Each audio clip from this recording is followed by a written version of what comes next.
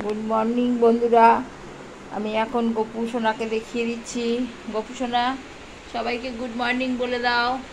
সুপ্রভাত, সবাই ভালো থাকতো, সবাইকে ভালো রেখো।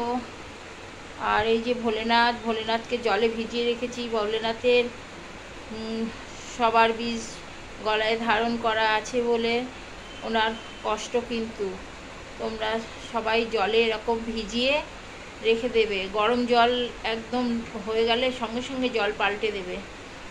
বললাম, এটা তোমাদের ব্যাপার, তোমরা করবে কি না। আর এই যে সবাইকে সেবা দিয়ে দিয়েছি। আর এই যে আমার সন্তোষী মার খাওয়ার এখানে আলাদাভাবেই দিই, আমি গুড় ছোলাও দিই, কিন্তু মিষ্টিও দিই। সব মিষ্টি দিই না তাই বলে। এই যে এই যে সন্তোষী মার, এই যে আমার মা, এই যে লক্ষ্মী মা, সবাই আছে, গণেশ বাবাজি, এই যে সন্তোষী মার আগে গণেশ বাবাজির পুজো করে তারপর মায়ের পুজো করতে হয়।